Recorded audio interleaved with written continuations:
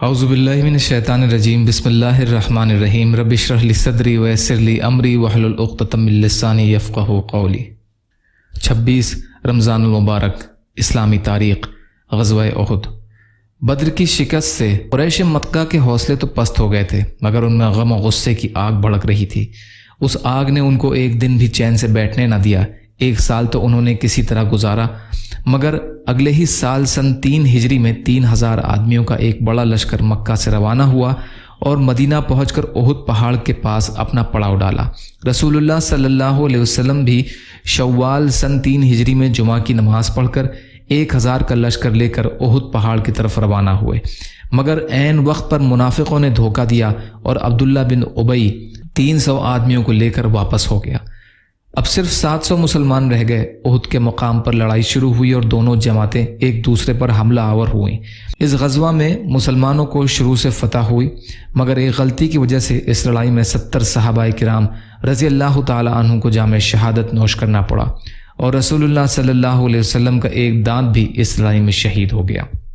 حضور صلی اللہ علیہ وسلم کا معجزہ، آپ صلی اللہ علیہ وسلم کی انگلیوں سے پانی جاری ہونا۔ حضرت جابر رضی اللہ تعالی عنہ فرماتے ہیں کہ صلح حدیبیہ کے دن صحابہ پیاسے ہو گئے۔ رسول اللہ صلی اللہ علیہ وسلم کے سامنے ایک پانی کا پیالہ رکھا تھا۔ آپ صلی اللہ علیہ وسلم نے وضو فرمایا، پھر بچے ہوئے پانی کی طرف لوگ لپکے۔ رسول کریم صلی اللہ علیہ وسلم نے پوچھا، کیا ہوا؟ انہوں نے عرض کیا، نہ ہمارے پاس پینے کا پانی ہے اور نہ وضو کرنے کا، بس یہی پانی ہے جو آپ صلی اللہ علیہ وسلم کے سامنے رکھا ہے۔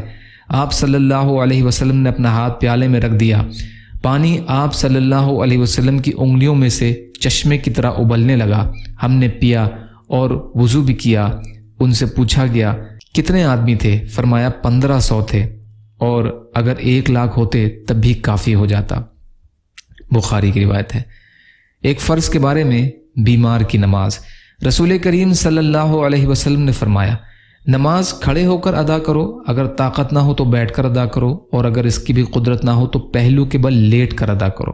بخاری کی روایت ہے۔ عمران بن حسین رضی اللہ عنہ راوی ہیں۔ فائدہ: اگر کوئی بیمار ہو اور کھڑے ہونے پر قادر نہ ہو تو رکوع اور سجدہ کے ساتھ بیٹھ کر پڑھے، اگر رکوع سجدے پر بھی قادر نہ ہو تو اشارے سے پڑھے، اور اگر بیٹھ کر پڑھنے کی طاقت نہ رکھتا ہو تو لیٹ کر پڑھے۔ ایک سنت کے بارے میں، بیوی سے ملاقات کے وقت کی دعا۔ رسول اللہ صلی اللہ علیہ وسلم نے فرمایا، جب کوئی شخص اپنی بیوی کے پاس تنہائی میں آئے اور یہ دعا پڑھے، جس کا ترجمہ ہے کہ اللہ کے نام سے شروع کرتا ہوں، اے اللہ ہمیں شیطان سے بچا اور جو اولاد ہمیں دے اس کو بھی شیطان سے حفاظت فرما۔ جب یہ دعا پڑھ لے گا تو اس کے بعد جو اولاد پیدا ہوگی شیطان اس کو کبھی نقصان نہیں پہنچا سکتا۔ یہ روایت بخاری شریف کی ہے۔ ابن عباس رضی اللہ عنہ راوی ہیں۔ ایک اہم عمل کی فضیلت، مسلمان کی ضرورت پوری کرنا۔ رسول کریم صلی اللہ علیہ وسلم نے فرمایا، مسلمان کا بھائی ہے، لہٰذا نہ اس پر ظلم کرے اور نہ اس کو بے یار و مددگار چھوڑ دے۔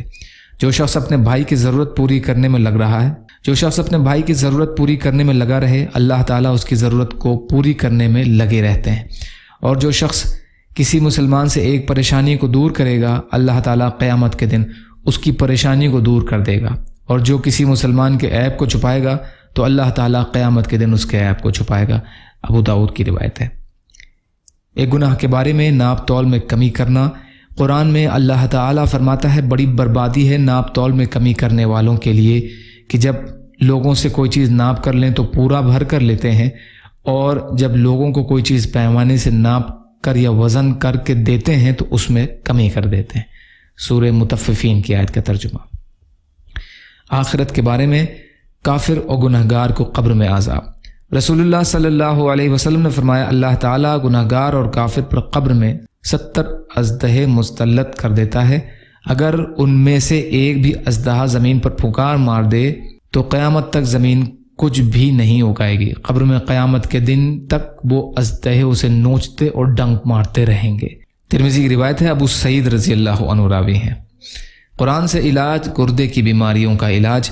رسول اللہ صلی اللہ علیہ وسلم نے فرمایا، پہلو کے درد کا سبب گردے کی نس ہے، جب وہ حرکت کرتی ہے تو انسان کو تکلیف ہوتی ہے، اور اس کا علاج گرم پانی اور شہد سے کرو۔ مستدرک حاکم کی روایت ہے۔ اما عائشہ رضی اللہ عنہا راوی ہیں۔ فائدہ: گردے میں جب پتھری وغیرہ ہو جاتی ہے تو کولوں میں درد ہوتا ہے، بلکہ اکثر اسی درد ہی کی وجہ سے بیماری کا پتہ چلتا ہے۔ اس کا علاج آپ صلی اللہ علیہ وسلم نے یہ بتلایا ہے کہ گرم پانی اور شہد ملا کر پیو۔